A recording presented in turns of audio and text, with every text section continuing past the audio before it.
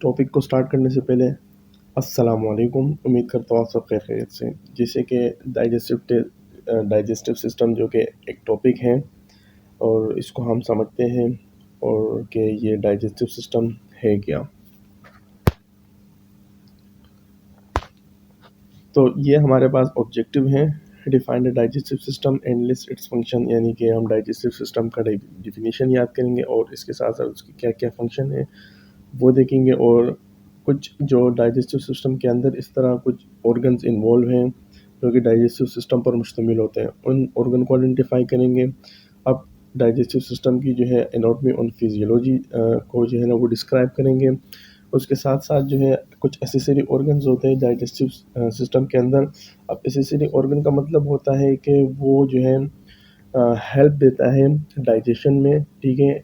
ऐसे ऑर्गन को accessory organ जो है कहा जाता है, यानी कि वहाँ से जो है यानी कि हेल्प हेल्प देती हैं सिक्रीशन में, ऑब्जर्प्शन में, इंजेशन में और जिस तरह प्रोडक्ट्स वगैरह अंदर स्टमक के अंदर मिक्स होती है। तो अब वो हम जानेंगे कौन कौन से ऐसे एसेसरी ऑर्गन है जो डाइजेस्टिव सिस्टम में जो है हेल्प देती है। अच्छा, फिर जो है डाइजेशन यानी कि फूड की डाइजेशन किस तरह होती है, माउथ के अंदर, स्टमक में, स्मॉल इंटेस्टाइन में, लार्ज इंटेस्टाइन में, उनको डिस्कस करेंगे। इस तरह जो है न्यूट्रिशन की ऑब्जर्प्शन कहाँ पर होती है, कैसी होती है डाइजेस्टिव सिस्टम के अंदर, उसको डिस्कस करेंगे। फिर प्रोसेस ऑफ डिफिकेशन जो होती है, यानी कि जो अनडाइजेस्टेड फूड होता है वो किस तरह जो है यानी कि थ्रू द एनस जो है बाहर निकलता है, उसको डिस्कस करेंगे। तो ये कुछ ऑब्जेक्टिव हैं जो कि लाजमी हमने उसको जो है ना अच्छी तरीके से देखना है, उसको समझना है ताकि एग्ज़ाम में जो है आसानी हो सके।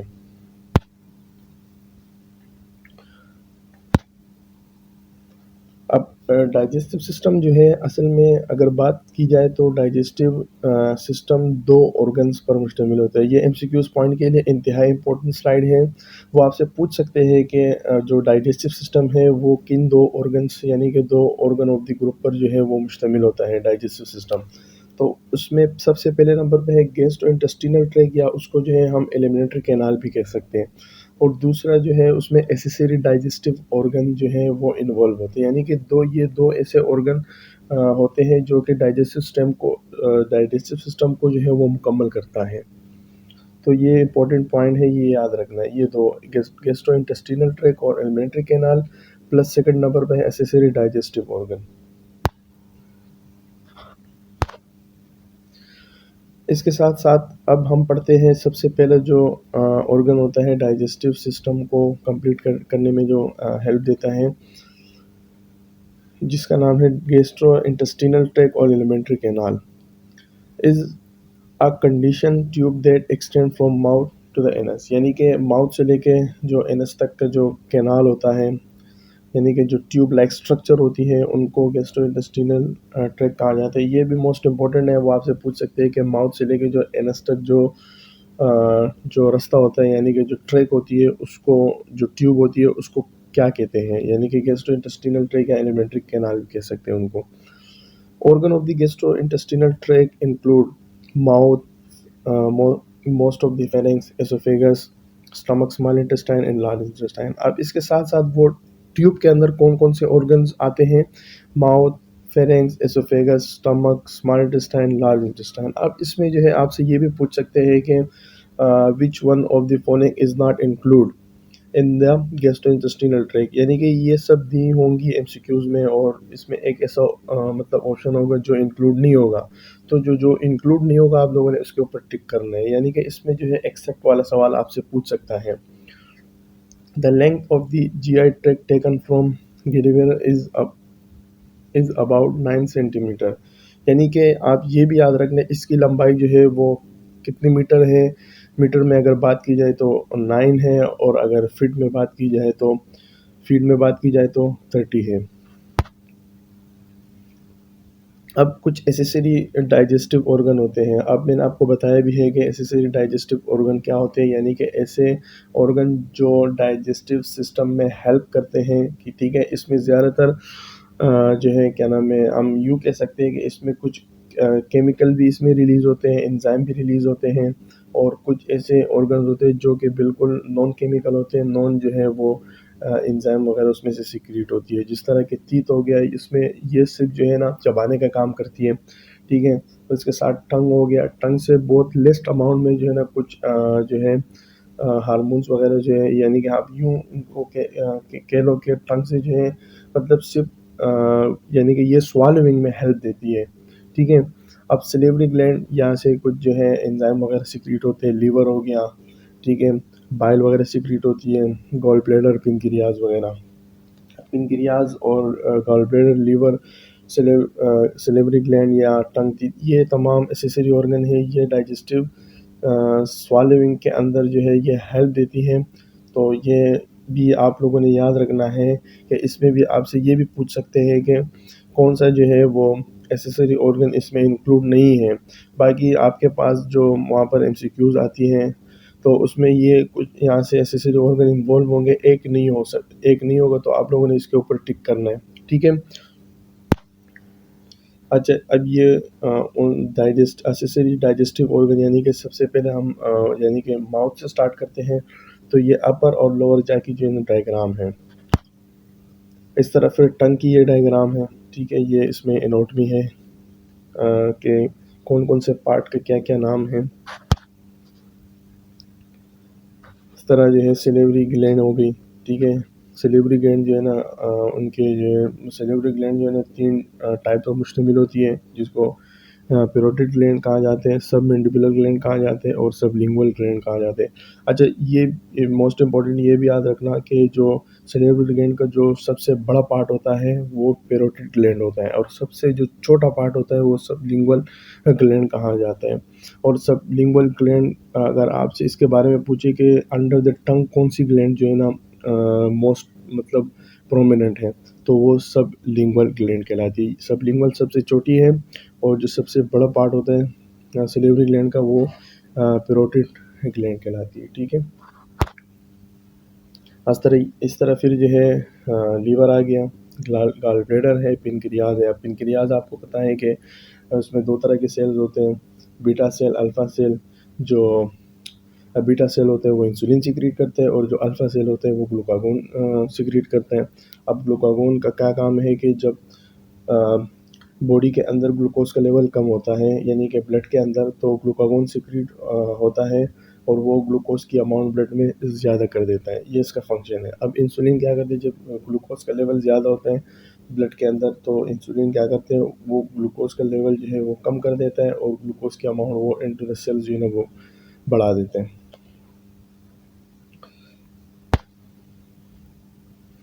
अच्छा, फिर अब हम चलते हैं डाइजेस्टिव सिस्टम के फंक्शंस के ऊपर, यानी कि जो डाइजेस्टिव सिस्टम है वो कौन से फंक्शंस के थ्रू जो है वो अपना काम कर रही होती है, ठीक है। तो इसमें सबसे पहले है ingestion, secretion, mixing and propulsion, digestion, absorption, defecation. अब हम इसको जो है स्टेप बाय स्टेप पढ़ेंगे। अच्छा, इसमें जो है यहाँ पर थोड़ा सा एरर आ चुका है, यानी कि आप देख सकते हैं स्क्रीन के ऊपर, ये स्लाइड के ऊपर। तो खैर, आप इनको जो है बिल्कुल आप अपने तरीके से उसको नोट्स जो आप लोगों ने बनाए हुए हैं, या जो आपके पास जो प्रिंटेड पीपीटी मौजूद है इसकी, तो आप उससे जो है ना आसानी तरीके से पढ़ सकते हैं। अब इंजेशन का मतलब क्या होता है, the process involves taking food and liquid into the, यानी कि विदाउट एनी सिक्रीशन, डाइजेशन। इसमें सिर्फ इन का मतलब होता है कि अंदर लेना, यानी कि जो आप खुराक ले रहे हो बोलस की फॉर्म में, तो आप जस्ट उनको इनटेक कर रहे हो, यानी कि माउथ के अंदर, चाहे वो लिक्विड फॉर्म में हो चाहे वो सॉलिड फॉर्म में हो, यानी कि वाटर हो या जो है कोई भी चीज़ ऐसी सॉलिड फॉर्म में हो, उसको आप इनटेक करते हो। तो ये जो इनटेक यानी कि जो और जो माउथ के अंदर और जो लिक्विड हो गई या फूड हो गई उसको लेने का जो प्रोसेस होता है वो इंजेशन कहलाता है। तो ये भी याद रखना, ये यानी कि समझो कि ये जो है एक तरह की जो है इंजेशन की डिफिनेशन या प्रोसेस आपसे पूछ सकते हैं, ठीक है। टेकिंग ऑफ फूड और लिक्विड इनटू द माउथ, यानी कि ईटिंग। तो ये क्या कहलाती है, डाइजेशन कहलाती है, या इंजेशन होती है, या सिक्रीशन होती है। तो आप याद रखना कि ये इंजेशन कहलाती है। इसके साथ साथ फिर सिक्रीशन आती है। सिक्रीशन से मुराद ये है कि जो मतलब कि कोई भी चीज़ जो है वो सेल से जो है बाहर निकल रही होती है, ठीक है। अब देखिए जीआई ट्रैक्ट का जो वॉल होते हैं उसके अंदर सेल्स मौजूद होते हैं, यानी कि जो जीआई ट्रैक्ट होती है वो सेल से मिलकर बनी होती हैं, ठीक है। और कुछ यहाँ पर जो है ना ऐसे ऐसे ऐसे डाइजेस्टिव ऑर्गन होते हैं, वो अपनी जितनी भी सिक्रीशन यानी कि वो जो होती है वो अपनी जीआई ट्रैक्ट में जो है वो सिक्रेट करती है, ठीक है।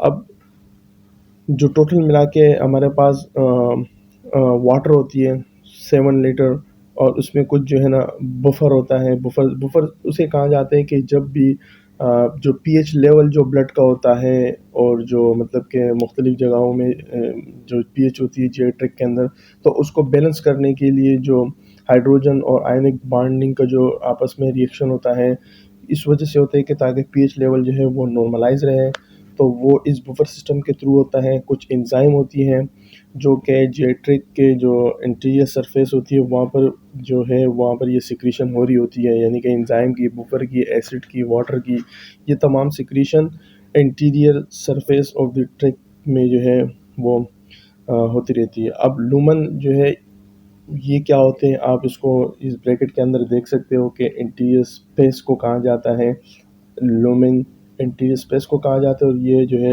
ये जो ट्रैक होती है उसकी इंटीरियर सरफेस को लुमेन कहा जाता है, ठीक है।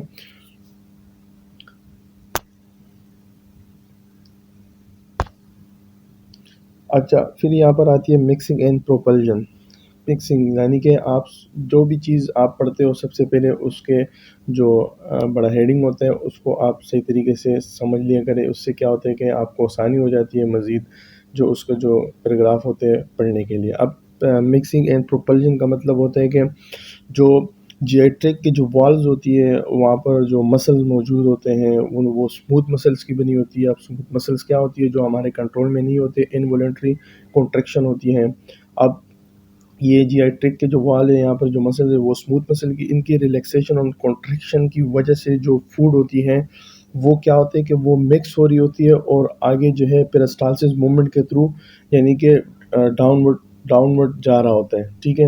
मिसाल के तौर पर सबसे पहले जो है वो एसोफे माउथ में होता है, फिर एसोफेगस में होता है, फिर उसके बाद स्टमक के अंदर कुछ कॉन्ट्रैक्शन रिलैक्सेशन वगैरह जो है इस तरह उसमें वहाँ पर जूसेस वगैरह सीक्रेट होती है। फिर वहाँ से जो है ना वो स्मॉल इंटेस्टाइन में, फिर लार्ज इंटेस्टाइन में, इस तरह। अब इस पॉइंट कहने का मकसद ये है कि जियाट्रिक की जो वाल रिलैक्सेशन और कॉन्ट्रैक्शन की वजह से फूड जो होते हैं वो मिक्स हो रहा होता है, और कुछ वहाँ पर सिक्रीशन हो रही होती है जिसकी वजह से जो है फूड मज़ीद जो है वो डाउनवर्ड एनएस की तरफ जो है ना वो जा रहा होता है, ठीक है। अब मोटिलिटी का मतलब क्या है? अब मोटिलिटी यहाँ पर बता रहे कि this capability of the GI tract to mix and material along its length is called motility. यानी कि वही वाली बात है कि जो जीआई ट्रैक्ट यानी कि ये जीआई ट्रैक्ट की जो कैपेबिलिटी होती है यानी कि मिक्स करना और उस मटेरियल को along its length is called motility. यानी कि आप यूँ समझो कि पेरिस्टालसिस मूवमेंट के थ्रू जो फूड ऊपर से लेके नीचे की तरफ जो आ रहा होता है उसको हम मोटिलिटी उसको हम मोटिलिटी कह सकते हैं, ठीक है, उसको कहा जाता है। अब यहाँ पर डाइजेशन की जो है बात हो रही है, ठीक है। तो यहाँ पर भी इस तरह कुछ जो है वो स्लाइड के अंदर जो है थोड़ा सा मसला आ रहा है। अच्छा, डाइजेशन का मतलब है कि mechanical and chemical process break down injection food into small molecule. अब डाइजेशन, ये पॉइंट याद रखना कि दो जो है ना डाइजेशन के थ्रू आपकी मतलब दो चीज़ों के थ्रू आपकी डाइजेशन होती है, एक मैकेनिकल डाइजेशन, एक केमिकल डाइजेशन। यानी कि डाइजेशन होने के लिए आपके पास दो चीज़ें होनी चाहिए, एक मैकेनिकल एक केमिकल। मैकेनिकल से मुराद ये है कि विदाउट एनी केमिकल प्रोसेस, यानी कि इसमें कोई केमिकल, कोई एंजाइम, कोई जो है हार्मोन्स वगैरह की सिक्रीशन इंक्लूड नहीं है। और केमिकल डाइजेशन से मुराद है उसमें कोई एंजाइम वगैरह यानी कि पेप्सिन वगैरह स्टमक के अंदर आ गई, इस तरह जो है लाइपेज हो गया। इसके अलावा जो मतलब कि लीवर से जो सिक्रीट होते हैं, जिस तरह जो है इंसुलिन, और वो हो गई लीवर से जो है बाइल वगैरह जो है सिक्रीट होता है। तो ये तमाम चीज़ें केमिकल जो है डाइजेशन कहलाते हैं। यानी कि डाइजेशन को मुकम्मल होने के लिए मैकेनिकल और केमिकल, ये इन दो प्रोसेस से जो है वो गुजरना होता है, जिसकी वजह से जो लार्ज प्रोडक्ट होती है यानी कि जो लार्ज फूड होता है वो आपके स्मॉल मॉलिक्यूल्स में जो है वो कन्वर्ट हो जाती है, ब्रेक डाउन हो जाती है। तो ये इन दो प्रोसेस के हेल्प की वजह से जो है वो हो रही होती है, जिसको कहा जाता है मैकेनिकल डाइजेशन और केमिकल डाइजेशन। अच्छा, इसमें अब सबसे पहले मैकेनिकल डाइजेशन, यानी कि इसमें आपको बता रहे थे teeth cut and grind food before it's swallowed and then smooth muscles of the stomach and small intestine churn the food, यानी कि बिल्कुल आसानी के साथ आपको यहाँ पर बताया गया है कि टीथ हो गई और इसके वो खुराक को जो है ना कट कर देते हैं, बिल्कुल तोड़ फोड़ देते हैं, और इस तरह जो है स्टमक के अंदर जो स्मूथ मसल्स होती है और स्मॉल इंटेस्टाइन जो है उस खुराक को बिल्कुल चूरा चूरा कर देती है, ठीक है। जिसके नतीजे में यहाँ पर बता रहे हैं कि जिसके नतीजे में जो खुराक होती है वो आपकी मिक्स हो जाती है एंजाइम के साथ, और जो है यानी कि बिल्कुल छोटे छोटे टुकड़ों में जो है वो कन्वर्ट हो जाती है। अच्छा, केमिकल में क्या होता है कि लेकिन नाम से ही पता लग रहा है कि उसमें यहाँ पर हम पढ़ते हैं the large carbohydrate lipid protein and nuclei acid molecules in food are split into small molecules by hydrolysis, यानी कि अब ये जो फूड जो होता है वो केमिकल्स के थ्रू जो है ब्रेक डाउन होती है, इसमें जो है वाटर जो है निकलता है, हाइड्रोलाइसिस होती है, यानी कि खुराक को तोड़ने में जो प्रोसेस इन्वॉल्व होते हैं वो हाइड्रोलाइसिस इन्वॉल्व होता है। अब इसमें जो है कार्बोहाइड्रेट्स हो गया, लिपिड्स हो गया, प्रोटीन, ये तमाम मॉलिक्यूल जो खुराक में मौजूद होते हैं वो बिल्कुल छोटे छोटे मॉलिक्यूल में कन्वर्ट हो जाती है, जिसके नतीजे में जो है वो वाटर की ब्रेक डाउन होती है, यानी कि वाटर निकलता है उन खुराक में से, ठीक है। Hydrolysis means hydro means water और लाइसिस मतलब ब्रेक डाउन। अच्छा, digestive enzyme produce by the salivary gland. अब क्योंकि हम केमिकल डाइजेशन पढ़ रहे हैं, अब सिलिवरी ग्लैंड से जो है कुछ एंजाइम जो है वो सीक्रेट होती हैं, टंग से भी, स्टमक के अंदर भी, और पेनक्रियास से भी, और स्मॉल इंटेस्टाइन, ये तमाम जितनी भी डाइजेस्टिव एंजाइम होती हैं इन तमाम ऑर्गन से जो निकलती हैं वो कैटाबोलाइज करती हैं, ठीक है, इन प्रोडक्ट्स को, जिसे हम सिंपली कह सकते हैं कि कैटाबोलिक रिएक्शन, यानी कि कैटाबोलिक का मतलब है टू कट, सी से याद रखना कि वो ब्रेक डाउन हो रही होती है, यानी कि छोटे छोटे पीसेस में, जिससे एनर्जी फिर प्रोड्यूस होती है। अच्छा, फिर इसमें एक दूसरा आता है एनाबॉलिक रिएक्शन। एनाबॉलिक रिएक्शन, फिर इसके बाद एनाबॉलिक रिएक्शन स्टार्ट होते हैं। एनाबॉलिक रिएक्शन उसे कहा जाए जिसमें वापस जो है ना वो जो है ना, आप समझे कि उस दोबारा चीज़ें जुड़ रही होती है, ठीक है। मतलब कि इसमें कंस्ट्रक्शन हो रही होती है, ठीक है, और उसमें जो है ना समझो कि आप बिल्डिंग ऑफ द प्रोडक्ट्स, यानी कि जो एसेंशियल जो हमारे लिए करामत चीज़ें होती हैं वो दोबारा जो है वो जो छोटी छोटी खुराक में टूटी हुई होती है वो दोबारा मिलकर जो है ना एक बड़ा लार्ज अमाउंट में जो है वापस बन जाते हैं, जो कि हमारे लिए बहुत एसेंशियल होता है। A few substances in food can be observed without chemical digestion. These include vitamins and ions, cholesterol and water. अब ये बता दें कि खुराक के अंदर कुछ ऐसी जो है चीज़ें भी मौजूद होती है जिसे कहा जाता है vitamin, iron, cholesterol and water, ये बगैर किसी केमिकल डाइजेशन के जो है ये ऑब्ज़र्व हो जाती है, यानी कि इसमें कोई केमिकल डाइजेशन की ज़रूरत नहीं होती है और वो ऑटोमेटिकली खुद ही ऑब्ज़र्व हो जाती है। अब एब्जॉर्प्शन क्या होती है? The entrance of ingested and secreted fluid ions and products of the digestion into epithelial cell lining, the lumen of the GI tract is called absorption। अच्छा, इसमें ये बता रहे हैं कि जो इंजेस्टेड फूड जो आपने लिया था, सबसे पहले इंजेशन जो खुराक आपने लिया था, उसके बाद सिक्रीशन होती है, उसमें फ्लूइड आयंस होती है, कुछ प्रोडक्ट्स होती हैं, वो तमाम मिक्स होके उसमें एंजाइम अपना हिस्सा डाल लेते हैं, उसमें जो है मतलब जो प्रोडक्ट्स मिक्स हो जाती है, छोटे-छोटे पार्टिकल्स में इन्वॉल्व हो जाती है, वो फिर आके जो है जीआई ट्रैक्ट के अंदर, यानी कि हम आगे फिर देखेंगे कि एब्ज़ॉर्प्शन कहाँ पर होती है, तो जो स्मॉल इंटेस्टाइन होती है, वहाँ पर ये तमाम जो प्रोडक्ट्स छोटे-छोटे हिस्सों में कन्वर्ट हो चुके होते हैं, इसमें एंजाइम अपना हिस्सा डाल देते हैं, तो वो जाके फिर एब्ज़ॉर्ब हो जाती है, और वो एब्ज़ॉर्प्शन आगे देखेंगे कि कहाँ पर होती है। तो आप सिंपली ये इसकी यानी कि डेफ़िनिशन आप याद रखना कि जो सिक्रेटेड फ्लूइड आयंस होती है, प्रोडक्ट्स होती है, ठीक है, जो इंजेस्टेड फूड होता है, ठीक है, वो आगे फिर मज़ीद जो है डाउनवर्ड, यानी कि स्मॉल इंटेस्टाइन में उसकी मज़ीद ऑब्ज़र्प्शन होती है। The absorption substances pass into the blood और lymph and circulate to the cells throughout the body. अब ये बता रहे कि जो प्रोडक्ट्स, जो सब्सटेंसेस जो एब्जॉर्ब हो जाती है जीआई ट्रैक्ट के लुमेन के अंदर, तो वो फिर जाके ब्लड में जाती है, फिर इस तरह लिम्फ में यानी कि लिम्फेटिक सिस्टम, फिर इस तरह ये सर्कुलेट होती है मुख्तलिफ बॉडी के तमाम सेल्स तक जो है ये एब्जॉर्प्शन का प्रोसेस चलता रहता है। जो न्यूट्रिएंट्स एसेंशियल होती है वो सेल उससे उसको जो है वो हासिल कर लेती है, और जो बेकार होती है वो फिर किडनी के थ्रू जो है वो निकल जाती है। तो पूरे बॉडी के अंदर ये जो सब्सटेंसेस होती है इस तरह फैलता है, यानी कि पहले ब्लड में, फिर लिम्फेटिक सिस्टम पे, फिर सेल्स को चली जाती हैं थ्रू आउट द बॉडी। ठीक है, इस तरह जो वेस्ट प्रोडक्ट होती है उस खुराक की, वो जो है फिर यानी कि यूरिन के थ्रू वो या फिसिस के थ्रू बाहर निकल जाती है। अच्छा, डिफिकेशन क्या होती है? अब ये पॉइंट मोस्ट इम्पोर्टेंट है, आपसे ये पूछ सकते हैं कि डिफिकेशन जो होती है इसमें कौन सा प्रोडक्ट होता है, डाइजेस्टेड होता है या अनडाइजेस्टेड। यानी कि आप सिंपली देख लो कि जो यानी कि जितनी भी ऑब्जर्वेशन होनी थी, जितना डाइजेशन होना था, और जो फूड जो हमने लिया होता है, ठीक है, उससे फिर मज़ीद जो जो यानी कि डाइजेशन नहीं हो रही होती है, तो वो फिर अनडाइजेस्टेड फूड रह जाते हैं। तो डिफिकेशन में हमेशा अनडाइजेस्टेड फूड होता है। वहाँ पर आपसे एमसीक्यूज में पूछ सकते हैं कि जो डिफिकेशन में कौन सा वेस्ट प्रोडक्ट मौजूद होता है, यानी कि वो अनडाइजेस्टेड होता है, वो मज़ीद डाइजेस्ट नहीं होने के काबिल होता है। ठीक है, तो अब इसको पढ़ते हैं।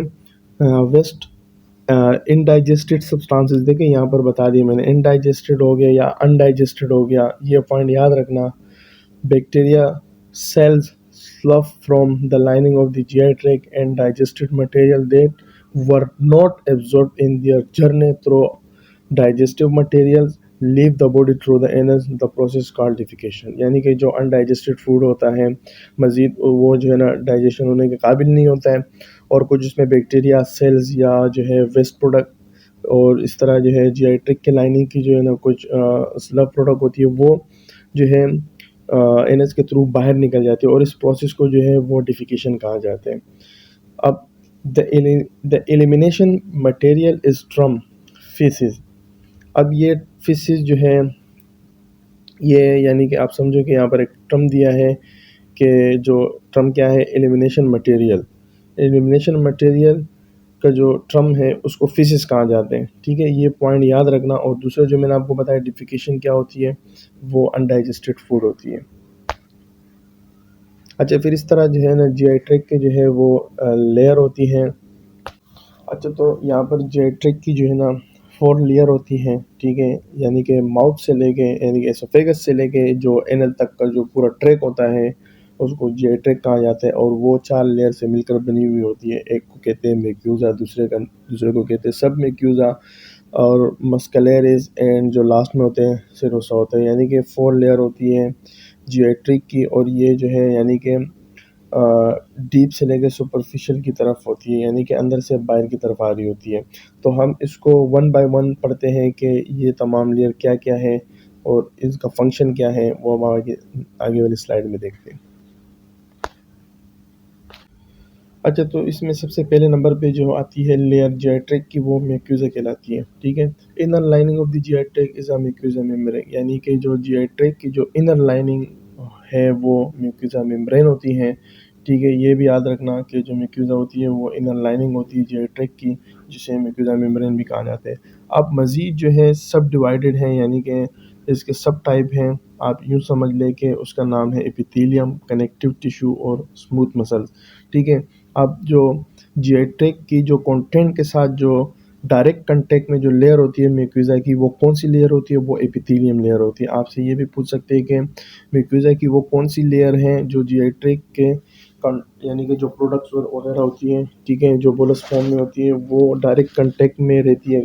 तो म्यूकोसा की कौन सी लेयर है, वो एपिथेलियम है, और ये सबसे पहली लेयर है। इसके बाद जो है म्यूकोसा की दूसरी लेयर जो है वो कनेक्टिव टिश्यू की बनी हुई होती है, जिसे हम लेमिना प्रोप्रिया भी कहा जाता है। और तीसरे नंबर पे जो लेयर होती है वो स्मूथ मसल होती है। ठीक है, वो ये थिन लेयर होती है। ठीक है, जिसे मस्कुलरिस म्यूकोसा भी कहा जाता है। अच्छा, ये याद रखना कि म्यूकोसा की स्मूथ मसल लेयर का दूसरा नाम यानी कि ब्रैकेट के अंदर जो है वो मस्कुलरिस म्यूकोसा है, कनेक्टिव टिश्यू है जिसका नाम है लेमिना प्रोप्रिया, और एपिथेलियम जो कि डायरेक्ट कांटेक्ट में होती है जीआई ट्रैक्ट के कंटेंट के साथ। तो ये 3 चीज़ों को बिल्कुल जो है समझना है, समझने वाली बात है। ठीक है, ताकि पेपर में आसानी रहे आप लोग के लिए। अच्छा, फिर इस तरह जो है हमारे पास दूसरी लेयर आ जाती है जीआईट्रैक की, जिसको सब म्यूकोसा कहा जाता है। अब सब म्यूकोसा यानी कि म्यूकोसा के बाद की जो लेयर होती है, इसलिए उसको सब म्यूकोसा कहा जाता है। ठीक है, ये भी जो है एलुलर कनेक्टिव टिश्यू से जो है वो यानी कि मुश्तमिल होती हैं, और जो है ये म्यूकोसा और मस्कुलरिस जो लेयर होती है, ये इन दोनों को जो है ये बाइंड करती है, यानी कि इन दोनों के दरमियान जो म्यूकोसा हो गया और मस्कुलरिस हो गया, इन दोनों के दरमियान जो लेयर मौजूद होती है वो सब म्यूकोसा होती है। ये भी मोस्ट इंपॉर्टेंट पॉइंट है, आपसे पूछ सकते हैं कि कौन सी लेयर है जो म्यूकोसा को जो है वो मस्कुलरिस के साथ कनेक्ट यानी कि कनेक्शन में रखती है, तो ये सब म्यूकोसा लेयर होती है। अच्छा, और ये जो है जिस तरह यहाँ पर बता रहे हैं कि it contains many blood and lymphatic vessels that receive absorb food molecule, यानी कि ये इसके अंदर जो है ब्लड की जो है कैपिलरीज यानी कि मौजूद होती हैं, और लिम्फेटिक वेसल्स पर मुश्तमिल होती है, ब्लड वेसल्स पर मुश्तमिल होती है, ताकि वो जो है ऑब्जर्व फूड से जो है मॉलिक्यूल्स को हासिल कर सकें। ठीक है, ये इसका काम है। और इसमें आप ये भी याद रखना कि ये ब्लड रीच होती है, लिम्फेटिक रीच होती है। ठीक है, ताकि वो खुराक से मॉलिक्यूल ऑब्जर्व कर सकें। अब इसके बाद जो है मस्कुलरिस लेयर आती है। The muscularis of the mouth, pharynx, and superior and middle part of the esophagus contain skeletal muscles that produce voluntarily swallowing। यानी कि आप यूँ समझ लें कि स्केलेटल मसल्स को जो है वो मस्कुलरिस कहा जाता है। अब ये स्केलेटल मसल्स कहाँ पर मौजूद हों? एसोफेगस के अंदर। ठीक है, फेरेंक्स, माउथ, यानी कि यहाँ पर जो स्केलेटल मसल्स मौजूद होते हैं, जो कि वॉलंटरली स्वालोविंग में हेल्प देती है। यानी कि वॉलंटरली स्वालोविंग से मुराद ये है कि स्केलेटल एक मैंने आपको ऊपर एक बताया था कि स्मूथ मसल्स होती है, एक स्केलेटल मसल्स होती है। स्मूथ मसल्स वो होती है कि जो हमारे जो है कंट्रोल में नहीं होती है, वो खुद ब खुद कॉन्ट्रैक्शन उसकी और रिलैक्सेशन हो रही होती है, और जो स्केलेटल मसल्स होती है वो हमारे कंट्रोल में होती है। ठीक है, यानी कि वो वॉलंटरली जो है वो कंट्रोल में होती है, यानी कि ये वॉलंटरली स्वालोविंग में जो है ना हेल्प देती है। ठीक है, अब ये मसल्स कहाँ पर मौजूद हैं? माउथ में, फेरिंग्स में, और and superior and middle part of the oesophagus, यानी कि जो सुपीरियर होती है, एक इन्फीरियर होती है। इन्फीरियर निचली सतह को कहा जाता है, और जो सुपीरियर होती है वो ऊपर वाली सतह को कहा जाता है। यानी कि एसोफेगस के सुपीरियर यानी कि ऊपर और मिडिल में जो स्केलेटल मसल्स मौजूद होते हैं, उनको जो है मस्कुलरिस कहा जाता है। तो ये तमाम जो है हेल्प देती है स्वालोइंग में वॉलंटरली। अच्छा, इसके बाद जो लेयर है वो सेरुसा है। ये मोस्ट इम्पॉर्टेंट पॉइंट है एमसीक्यूज़ के लिए। ये याद रखना कि वो आपसे पूछ सकते हैं कि जीआई ट्रैक्ट का जो सुपरफिशियल लेयर होती है, उनका जो है नाम, मतलब वो कौन सी लेयर कहलाती है। याद रखना ये सुपरफिशियल लेयर होती है, तो उसको जो है सिरुसा कहा जाता है। ठीक है, अब यहाँ पर स्लाइड में बता रहे हैं कि those portion of the GI tract that are suspended in the abdominopelvic cavity have a superficial layers called the सेरुसा।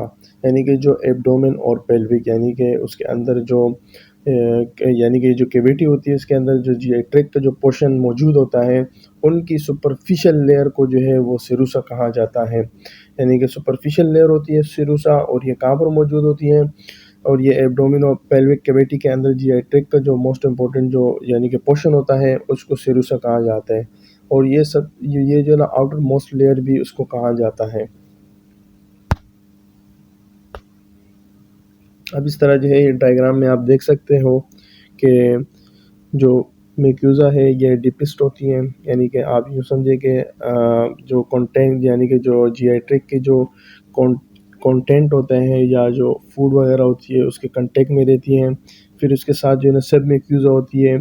सब म्यूकोसा मिडल लेयर होती है, यानी कि वो म्यूकोसा और जो मस्कुलरिस जो हम लोगों ने ऊपर स्लाइड में पढ़ा उसको कनेक्शन में रखती है, यानी कि उनके साथ कनेक्ट में रहती है। या आपसे ये भी पूछ सकते हैं कि which layer is responsible for the connection of mucosa and muscularis, तो वो आपकी सब म्यूकोसा लेयर कहलाती है।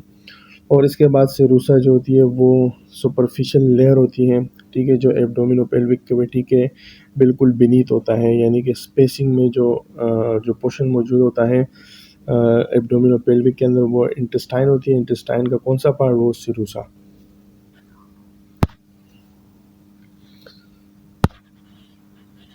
इस तरह अब जैसे कि पहले भी बताया गया है कि एसेसरी ऑर्गन्स क्या होते हैं, वो ऑर्गन जो हेल्प देते हैं डाइजेशन में, ठीक है।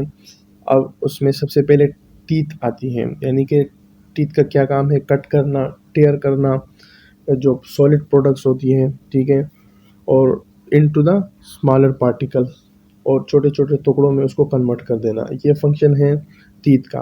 अब इस तरह जो है टंग का क्या फंक्शन है, move tongue from side to side and in and out. इस तरह जो टंग होती है वो साइड टू साइड जो है वो अपनी मूवमेंट कर रही होती है, ठीक है, और वो जो है यानी कि मस्टिकेशन में जो है वो हेल्प दे रही होती है फूड की, या जो बोलस वगैरह होता है, ठीक है। टीथ और टंग जो है ये मिलकर जो है उसको मिक्स करने का काम करते हैं। यहाँ पर कुछ स्लाइवा प्रोड्यूस होता है, वो उसके साथ मिक्स हो जाती हैं, और कुछ प्रोडक्ट जो होती है वो बिल्कुल ब्रेक डाउन हो रही होती है, ठीक है, टीथ के ज़रिए। तो इस तरह ये जो है एसेसरी ऑर्गन कहलाते हैं, जो कि डाइजेशन में जो है वो इन्वॉल्व होते हैं फॉर स्वालोइंग के लिए। Cheeks and lip keep food between the teeth. अब ये देखो लिप का क्या काम है और चीक्स का क्या काम है। अब ये खुराक को जो है ना वो जो है बिल्कुल जो है ना वो दरमियान में रखता है माउथ के, और सपोर्ट देता है, यानी कि ये दीवारें हैं, और जो है टीथ के दरमियान जो खुराक होती है बिल्कुल बरकरार रहती है, ताकि जो है वो सही तरीके से टेयर रहें, ब्रेक डाउन रहें, और जो है कुछ जो है वहाँ पर स्लाइवेशन वगैरह प्रोड्यूस होती है, ठीक है। अब सिलिवरी ग्लैंड का क्या फंक्शन है, अब secrete lining of the mouth and pharynx, moistened and lubricated, saliva softens, moistens and dissolve food and cleans mouth and teeth, saliva amylase splits starch into the smaller fragment। अच्छा, फिर इसके साथ है सिलेबरी gland. याद रखना सिलेबरी gland जो है वो सलाइवा को प्रोड्यूस करता है। अब कुछ जो है लिक्विड जो है वो माउथ की लाइनिंग से भी जो है ना प्रोड्यूस होती है, और इस तरह जो है फेरिंग्स को मॉइस्चराइज यानी कि वो लिक्विड फॉर्म में रखता है, ठीक है, लुब्रिकेटेड रखता है। और सलाइवा का काम क्या होता है कि वो सॉफ्ट रखता है फूड को, फूड को डिज़ोल्व होने में हेल्प मिल जाती है। और इसके साथ साथ जो सलाइवा होती है वो माउथ को, टीथ को जो है ना बिल्कुल क्लीन करता है, ठीक है। और याद रखना जो स्लेवरी अमाइलेज होती है वो स्प्लिट्स किसको करता है, स्टार्च को करता है। अब स्टार्च जो होते हैं वो कार्बोहाइड्रेट यानी कि एक तरह का कार्बोहाइड्रेट होता है। तो आपसे एमसीक्यूज में आपसे आपसे पूछ सकते हैं कि स्टार्च को कौन सी जो है वो एंजाइम जो है वो स्प्लिट करके रखता है, ठीक है, वो है स्लेवरी अमाइलेज। यानी कि अमाइलेज का लफ्ज़ जो है याद रखना, ये एंजाइम होता है जो कि सिलेवरी ग्लैंड से सिक्रीट होती है। ये कार्बोहाइड्रेट की एक फॉर्म होती है जिसको स्टार्च कहा जाता है। इसको ब्रेक डाउन यानी कि तोड़ फोड़ के रखता है, ठीक है, इनटू स्मॉलर फ्रेगमेंट। अच्छा, फिर इसके साथ है पेनक्रियाज। पेनक्रियाज से जो है ना कुछ जूसेस वगैरह निकलती हैं, डायरेक्ट ड्यूटेनम में जाके गिरती हैं, ठीक है, पेनक्रियाटिक ट्रैक्ट के थ्रू।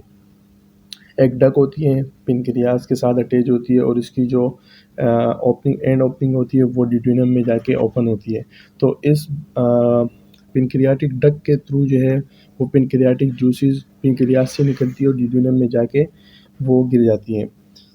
अच्छा, फिर इसके बाद है लीवर। लीवर जो है वो बाइल प्रोड्यूस करता है, यानी कि बाइल बनाता है, ठीक है, जो कि मोस्ट इम्पॉर्टेंट है लिपिड्स की ऑब्जर्प्शन के लिए, यानी कि लिपिड्स के लिए जो है वो बाइल रिस्पॉन्सिबल होता है, ठीक है, ताकि वो उसकी जो है बिल्कुल तरीके से वो यानी कि आप यूँ समझिए कि बिल्कुल हाज़मा ला सके, ठीक है, लिपिड जो है वो मुकम्मल तौर पर डाइजेस्ट हो सकें, तो उसके लिए बाइल रिस्पॉन्सिबल है, ठीक है। और बाइल जो है वो लीवर से सीक्रेट होती है। ये जो है पॉइंट्स छोटे-छोटे होते हैं, ये अपने माइंड में नॉलेज के लिए याद रखना, क्या पता आपसे जो है वो पेपर में भी पूछ सकते हैं। इस तरह गॉल ब्लैडर आ गया, ये भी दूसरा जो है कहने में एक्सेसरी ऑर्गन है। ये इसका फंक्शन क्या होता है कि ये भी कुछ जो है बाइल बनाती हैं, ठीक है, जो कि ड्यूडेनम में जाके वो अपनी सिक्रीशन करवाती है, ठीक है। और ये भी जो है क्या नाम है जो लिपिड्स होती है उसकी ब्रेकडाउन में, यानी कि उसकी एब्जॉर्प्शन में जो है हेल्पफुल साबित होती है। ये बाइल को स्टोर करती है, यानी कि जब कंसनट्रेटेड अमाउंट में ये बन जाती है तो ये फिर जो है जाके ड्यूडेनम में जो है वो रिलीज़ हो जाती है। अच्छा, इसके बाद है माउथ। माउथ जो है वो ओरल बक्कल कैविटी जो कहा जाता है इसको, ठीक है। और ये जो है माउथ जो है चीक, हार्ट प्लेट, सॉफ्ट प्लेट और टंग पर यानी कि मुश्तमिल होती है, यानी कि माउथ जो है वो cheek, hard, soft palate and tongue से मिलकर जो है एक बक्कल कैविटी बन जाती है जिसे माउथ कहा जाता है।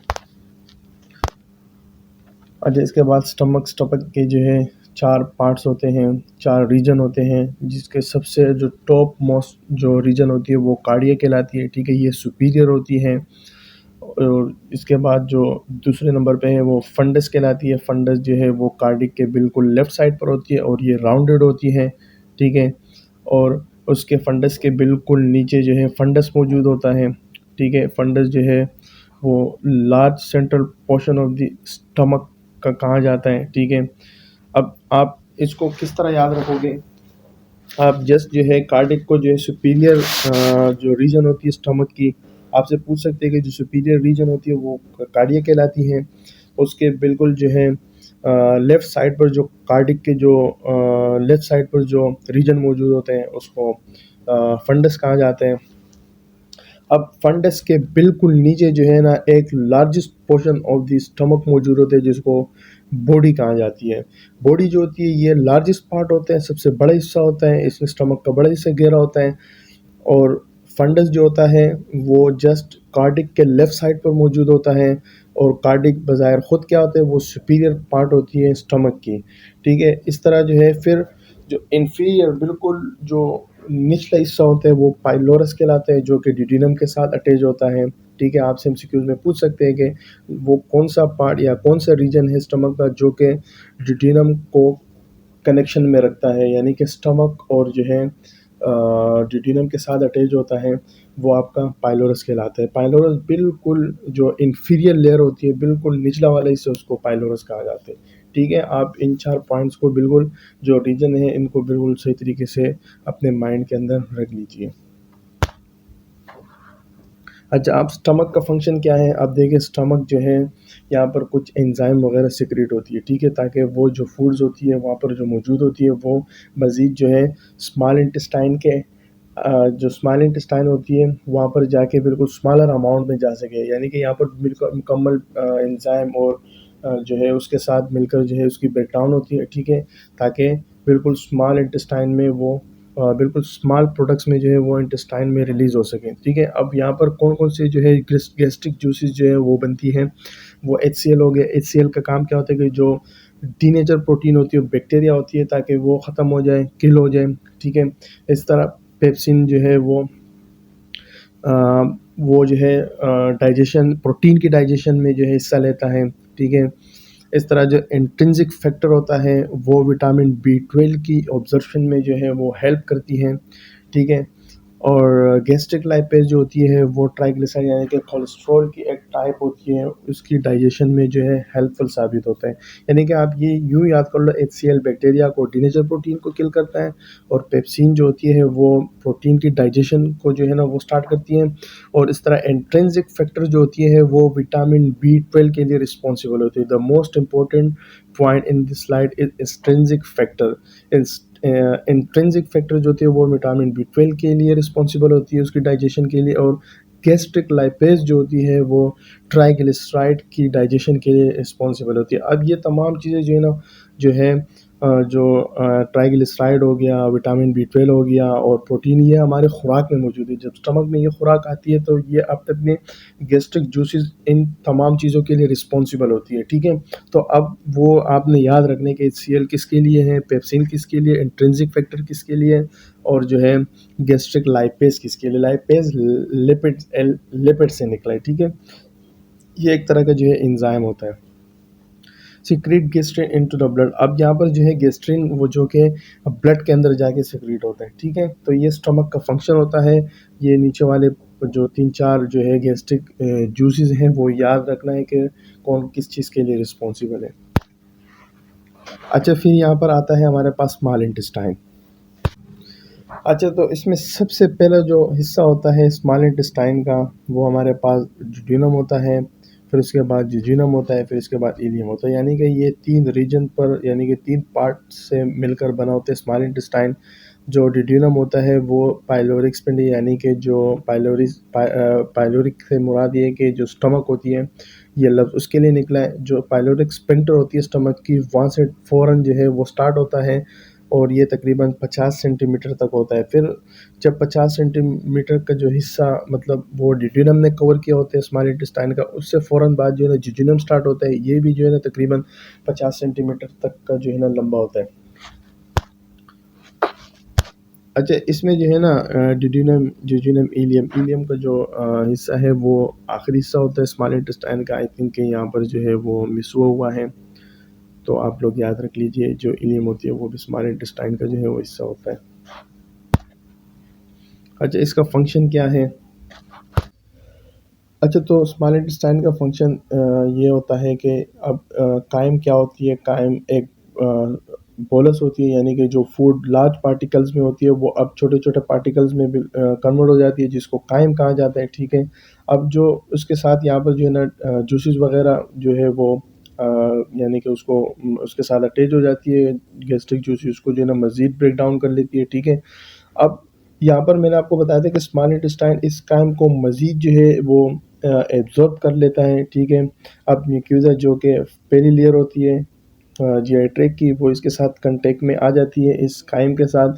इससे मज़ीद जो है ना एब्ज़ॉर्प्शन जो है वो कर लेती है, जो एसेंशियल न्यूट्रिएंट्स जो प्रोडक्ट्स होती है वो स्मॉल इंटेस्टाइन में यहाँ पर आके जो है वो इस कायम से जो है ना वो एब्ज़ॉर्ब कर लेती है।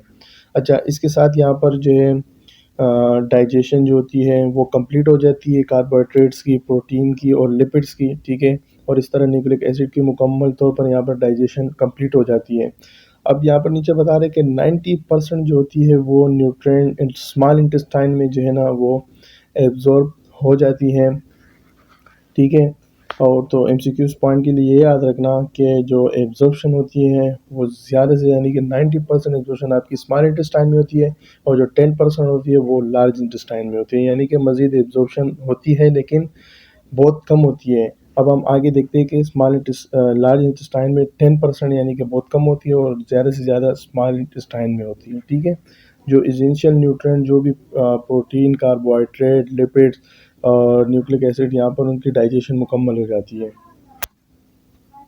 अब लार्ज इंटेस्टाइन की यहाँ पर आपको जो है फीट में बता रहे कि 5 है और जो मीटर में है वो 1.5 इसकी जो है वो यानी कि लेंथ है, ठीक है? और इस तरह से जो है ना डायमीटर में आपको बता रहे हैं 6.5 सेंटीमीटर और इंच में जो है वो 2.5 बता रहे हैं। और ये जो है ना इलियम से लेके जो है एनस तक का जो मतलब कि जो लेंथ होती है इंटेस्टाइन की वो लार्ज इंटेस्टाइन होती है, ठीक है? It is attach to the posterior abdomen. अब देखें पोस्टीरियर कहते हैं बैक साइड यानी कि पिछला वाला हिस्सा। एब्डोमिन के बिल्कुल पोस्टीरियर साइड पे जो एरिया होता है वो लार्ज इंटेस्टाइन होता है, ठीक है? By its mesocolon which is a double layer of the peritoneum, यानी कि ये जो यहाँ पर डबल लेयर मौजूद होती है एब्डोमिनल के बैक साइड पर, उसके साथ यानी कि मेसोकोलोन के थ्रू ये अटैच होती हैं एब्डोमेन के साथ, ठीक है? उसको अपने प्रॉपर पोजीशन पे रखा होता है इस मेसोकोलोन लेयर ने, ठीक है? इस वॉल ने। अब इसके भी जो है मज़ीद जैसे कि हम लोगों ने ऊपर स्मॉल इंटेस्टाइन के पढ़े, इस तरह जो है इसके भी जो है पार्ट्स होते हैं, रीजन होते हैं, जिसको caecum, colon, rectum and anal canal, ठीक है? ये जो है ना पार्ट इसके भी याद रखना, लार्ज इंटेस्टाइन के और स्मॉल इंटेस्टाइन के भी जो है पार्ट को लाजमी याद रखना, ठीक है? एमसीक्यूज़ पॉइंट के लिए मोस्ट इम्पॉर्टेंट है।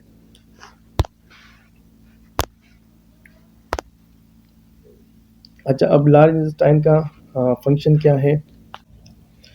अच्छा, अब यहाँ पर जो है लार्ज इंटेस्टाइन का जो फंक्शन ये बता रहे कि जो कंटेंट होती है यानी कि जो प्रोडक्ट्स होती हैं वो पेरिस्टालसिस मूवमेंट के थ्रू वो आहिस्ता-आहिस्ता कोलोन से फिर रेक्टम की तरफ जो है वो आ रहा होता है।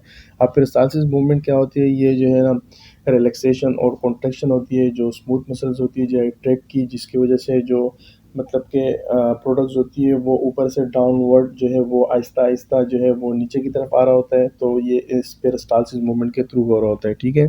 अब लार्ज इंटेस्टाइन के अंदर जो बैक्टीरिया होती है, ठीक है, वो प्रोटीन्स को अमाइनो एसिड में कन्वर्ट कर लेती है सबसे पहले, उसके बाद फिर अमाइनो एसिड की ब्रेक डाउन करती है, जिसके नतीजे में यानी कि बी विटामिन्स और विटामिन के, यानी कि विटामिन जो बी होती है और विटामिन के वो प्रोड्यूस होती है, वो फिर जो है यहाँ पर आके मज़ीद जो है ना उसकी एब्जॉर्प्शन होती है। ठीक है, इस यानी कि इस प्रोटीन से जो है ये दो जो है ना विटामिन्स निकलते हैं, और ये इस बैक्टीरिया की मदद से।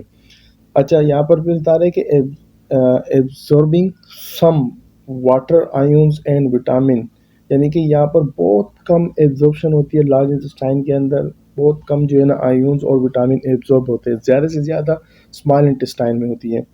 फिर यहाँ पर जो है ना फिसिस बन जाती है, इस तरह फिर डिफिकेशन यानी कि रेक्टम के थ्रू जो है वो बाहर जो फिसिस होती है वो एलिमिनेट हो जाती है।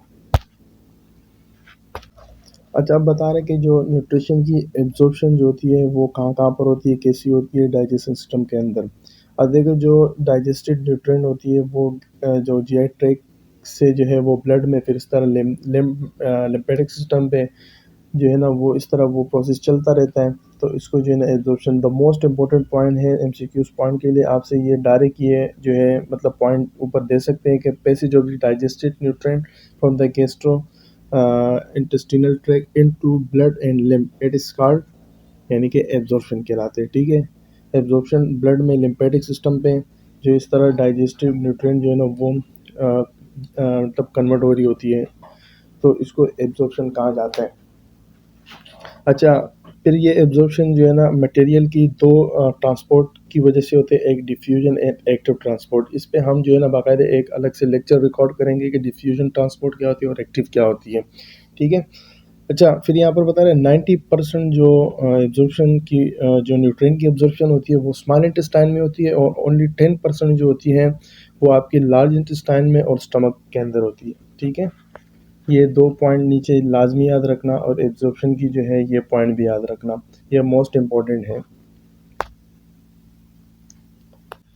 अच्छा, अब ये यहाँ पर बता रहे कि कौन कौन से, अब ये देखो ये सारे एसेंशियल जो है न्यूट्रिएंट्स होती है जो कि प्रोडक्ट्स जो होती है वो डाइजेशन होने के बाद जो है वो एब्जॉर्ब होती है, जो एसेंशियल जो न्यूट्रिएंट होती है, माइक्रो न्यूट्रिएंट भी आप इसको कह सकते हो। मोनोसैकेराइड हो गया, इसकी एब्जॉर्प्शन होती है। ठीक है, अमाइनो एसिड की, जिस तरह प्रोटीन्स की जो है वो मोनोमर कहलाता है। लिपिड्स की जो है एब्जॉर्प्शन होती है, इलेक्ट्रोलाइट्स की होती है, विटामिन्स की होती है, वाटर की होती है, और कुछ अमाउंट में जो है वो अल्कोहल भी जो है वो एब्जॉर्ब हो रहा होता है। तो ये वो तमाम चीज़ें हैं, यानी कि न्यूट्रिएंट्स हैं जो कि डाइजेस्टिव सिस्टम में इसकी एब्जॉर्प्शन होती है प्रोडक्ट्स से। अच्छा, ये फिर इंटेस्टाइन की जो है वो आपको ये सॉरी लिम्फेटिक सिस्टम की जो है वो आपको डायग्राम बता रहे कि लिम्फेटिक वेजल्स क्या होती है। तो इस पे भी एक मतलब कि लिम्फेटिक सिस्टम पर एक रिकॉर्ड किया जाएगा लेक्चर, उसमें आप जस्ट ओनली आप जो पीपीटी है वो डाइजेस्टिव सिस्टम के जो है नज़रिए तक है, आप इसको जस्ट ओनली अपने माइंड में रखना जो हम लोगों ने ऊपर पढ़ा है। इस तरह ये पूरा डाइजेस्टिव सिस्टम है। ठीक है, और ये आपके आखिर मेरे फ्रेंड्स। अच्छा, ये जो मैंने आपको कुछ पॉइंट्स बताए हुए पूरी जो है पीपीटी के अंदर, ये पॉइंट्स आप लाजमी याद रखें। ठीक है, ये मोस्ट इम्पॉर्टेंट हैं। ठीक है, स्मॉल इंटेस्टाइन के अंदर मैंने आपको कुछ बताया, कुछ जूसेस के ऊपर मैंने आपको बताई, लार्ज इंटेस्टाइन के अंदर क्या और होता है। तो ये तमाम चीज़ें जो है आपने याद रखने एमसीक्यूज पॉइंट के लिए मोस्ट इम्पॉर्टेंट है, और उम्मीद करता हूँ कि आपको लेक्चर जो है वो समझ आ चुका होगा। दुआओं में याद रख लीजिएगा, और इसके साथ साथ चैनल को सब्सक्राइब भी करें, कमेंट्स भी करें, लाइक भी करें, और इस तरह और स्टूडेंट के साथ भी आप शेयर कर सकते हैं। Thank you. अल्लाह हाफिज़।